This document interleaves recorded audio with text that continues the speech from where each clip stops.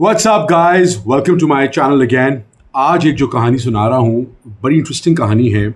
और ये जो कहानी है, ये दिखाता है हमारी सोसाइटी के प्रेशर्स का, कि what society how society impacts us in different ways and then one.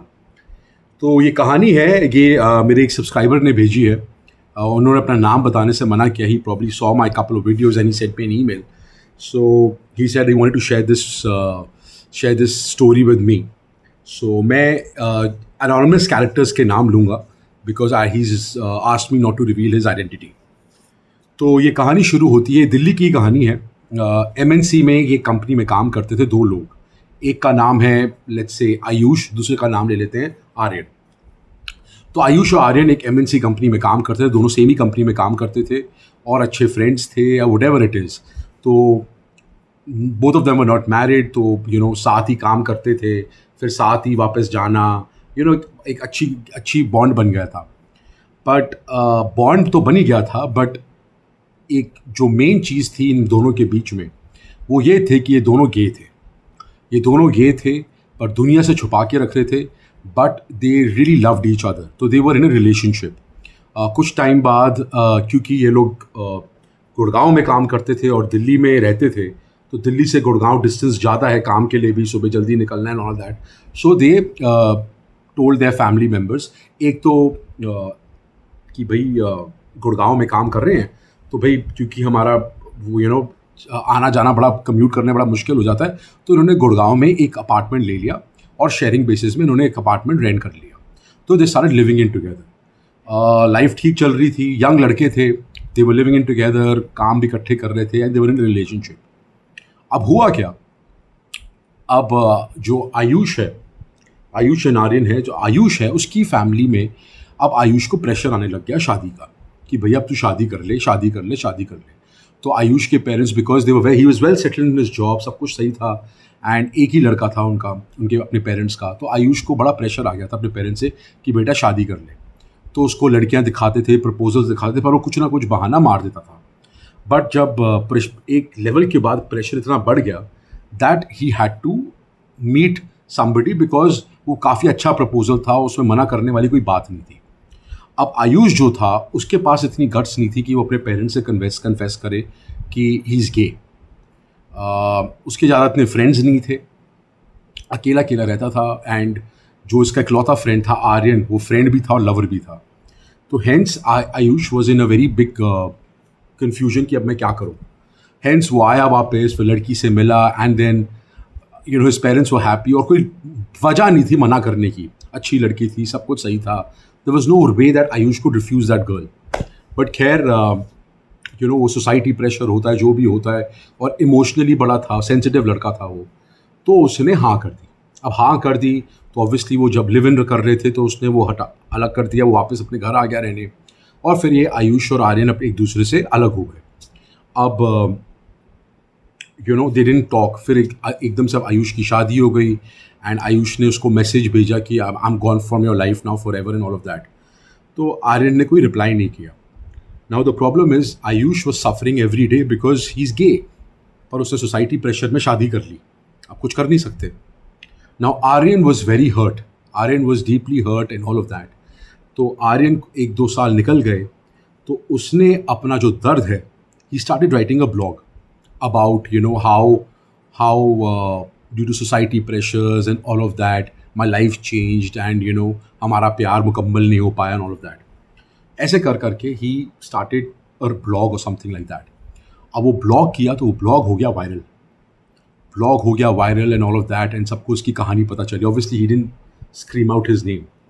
खैर अब तो इनका रिलेशनशिप ख़त्म हो गया है। अब पता नहीं, जो मुझे ईमेल आई थी, मुझे इनफैक्ट जो इस कैरेक्टर में जो आर्यन है उसकी ईमेल आई थी, और उसमें उसने लिखा था कि I don't know where he is, what is he doing, there is absolutely no contact with him, but I have moved on. अब Aryan I think is in another relationship with somebody and he is happy.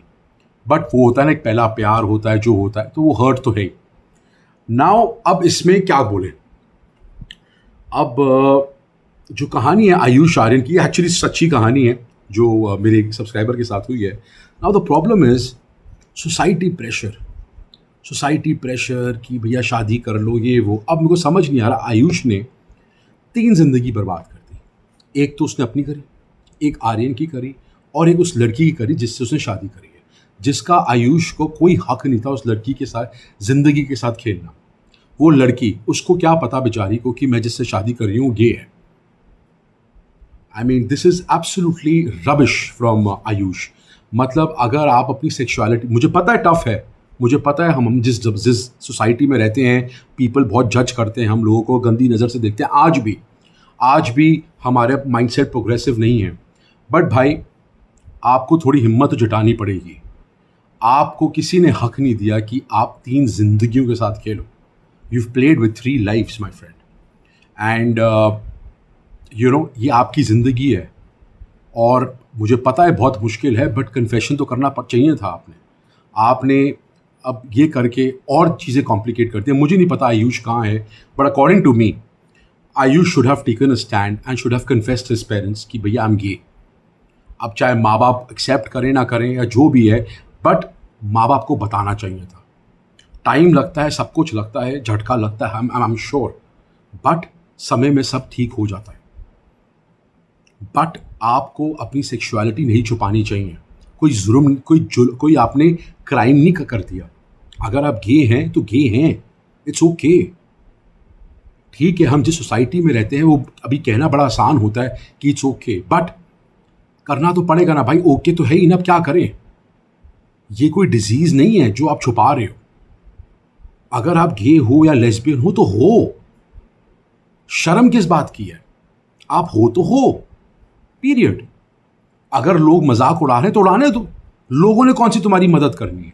कौन से ये लोग आके तुम्हारी ज़िंदगी को सुधार लेंगे? ये लोग तुम्हारो खाना खिलाएंगे? ये लोग तुम्हारो कहीं तुम्हारे जो मुसीबत में होगे कोई मदद करेंगे? कोई करेगा नहीं।